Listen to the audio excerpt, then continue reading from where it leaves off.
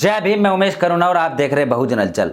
मान्यवर साहब कांशीराम जी के ऊपर एक शेर है जो काफ़ी प्रचलित है। कांशीराम तेरी नेक कमाई, तूने सोती कौम जगाई।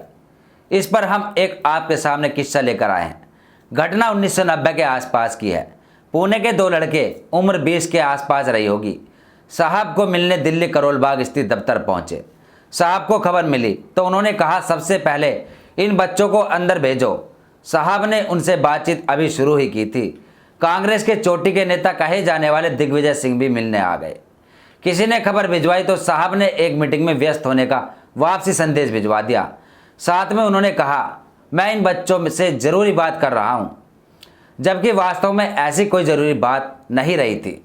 एक घटना गुजरी तो दिग्विजय सिंह ने फिर से साहब के लिए संदेशा पहुँचाने के लिए कहा। वह व्यक्ति गया और साहब की डांट खाकर लौट आया। साहब ने उनसे कहा, तुझे पता नहीं कि मैं किसी महत्वपूर्ण विषय पर बातचीत कर रहा हूँ। 1 घंटा अभी उसे और बिठा कर रखो। इन दोनों युवाओं के मन में भी थोड़ी घबराहट होनी स्वाभाविक ही थी। वे भी सोच रहे थे कि आखिर माजरा क्या है। इतने बड़े नेता को साहब ने बाहर क्यों बिठा रखा है, जबकि यहाँ कोई इतनी भी महत्वपूर्ण बात हो नहीं रही है। साहब उसे मिलने से मना क्यों कर रहे हैं। जब 2 घंटे गुजर गए तो दिग्विजय सिंह ने साहब से मिलने के लिए फिर से संदेशा भिजवाया। साहब ने फिर से कुछ और देर इंतजार करने की बात कहते हुए कहा कि यदि कुछ देर और इंतजार कर लेगा तो आसमान नहीं गिरने वाला। इन लोगों ने भी मेरे समाज को जो हजारों सालों से बाहर ही बिठा कर रखा है, न ही हमारे लोगों को अंदर बुलाया और न ही उनका कोई दुख दर्द ही सुना। जरा इन लोगों को ही पता लगे कि बाहर भूखे प्यासे बैठकर इंतजार करने की क्या मतलब होता है। पुणे से वापस आए इन युवाओं ने इस पूरे किस्से को एन.के. घोरपड़े, नारायण तुकाराम घोरपड़े और कामले को सुनाया। ऐसे ही घटना 1996 के आसपास की है। साहब को मिलने के लिए करोल बाग शरद पवार पहुंचे। साहब को जब पता चला कि शरद बाहर खड़े हैं तो साहब ने कहा, उससे कहो कि 1 घंटा बाहर बैठकर इंतजार करे। महाराष्ट्र में इसने भी मेरे समाज के लोगों को बाहर ही बैठाया रखा था। जब 1 घंटा गुजरा तो शरद पवार ने बाहर खड़े व्यक्ति से यह कहकर फिर से साहब को संदेशा भिजवाया कि हम जल्दी से जल्दी मिलना चाहते हैं। साहब ने संदेश सुनकर कहा, उसे 1 घंटा और बिठाओ। कुछ ही देर इंतजार करके शरद पवार के सब्र का बांध टूट गया। बेचैनी में उसने फिर से उस व्यक्ति से कहलवा भेजा कि मुझे जल्दी मिलकर वापस जाना है। साहब के कानों में उसकी आवाज़ पड़ी तो वे दरवाजे तक आए और शरद से कहा, अरे तुम क्यों आए हो, क्या तुम कांग्रेस के चीफ हो? शरद पवार का जवाब था, सर जी नहीं। तो फिर कांग्रेस के चीफ को भेजो।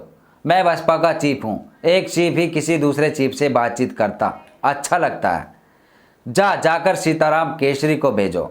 यह कहकर साहब ने शरद पवार को दहलीज से वापस लौटा दिया।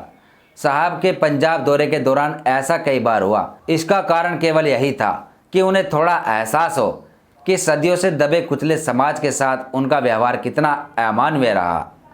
बाबा साहब ने कहा था कि जिस दिन हमारे समाज के लोग वोट की कीमत जान जाएंगे, कांग्रेस से बड़ा भिखारी इस देश में आपको नज़र कहीं नहीं आएगा। मैं कांशीराम बोल रहा हूँ, किताब से लिया गया। ये हमने आपके पास एक किस्सा सुनाया। तो आप देख रहे थे बहुजन हलचल। मैं उमेश करुणा आपसे इजाज़त लेता हूँ और आगे के ऐसे किस्से हम आपके सामने लेकर आते रहेंगे। तब तक के लिए जय भीम, जय भारत, धन्यवाद। फूले शाहू भीम के बाद बहुजनों के वाली, बहुजन हित की भारत में ये कर रहे रखवाली।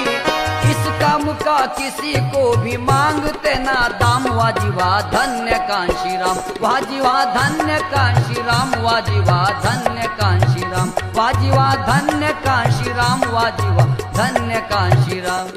अगर आप चाहते हैं गरीब हर वंचित इंसान की आवाज आप तक पहुंचे तो हमारे चैनल को सब्सक्राइब करें और बेल आइकन का बटन दबाना ना भूलें। देखते रहिए बहुजन हलचल न्यूज।